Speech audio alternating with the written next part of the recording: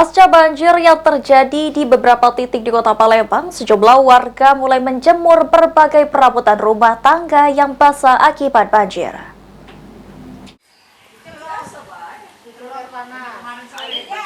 Banjir yang terjadi di beberapa titik di Kota Palembang pada Minggu 9 Maret 2025 kini sudah mulai surut. Salah satunya di lorong tembusan Kelurahan Pipareja, Kecamatan Kemuning. Sejumlah warga mulai menjemur berbagai barang yang basah akibat banjir di depan rumah. Ada yang menjemur pakaian, kursi, kasur, dan perabotan lainnya. Sejumlah warga mengatakan banjir yang terjadi sempat menghambat berbagai aktivitas. Selain itu, genangan air yang cukup tinggi juga menyebabkan ketidaknyamanan bagi warga. Akibatnya banyak warga terpaksa menunggu air surut terlebih dahulu sebelum dapat membersihkan rumah dan kembali beraktivitas seperti biasa. Surutnya jam 6 sore. Jam 6 sore Hari Minggu 6 sore.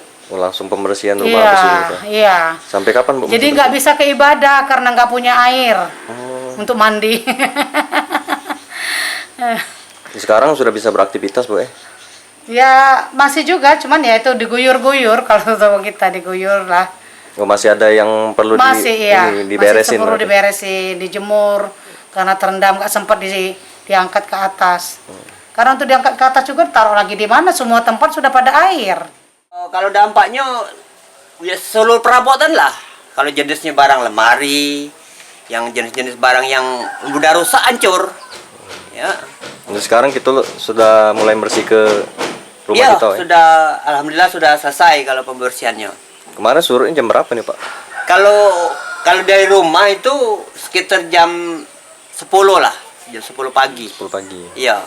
Langsung kita ke pembersihan.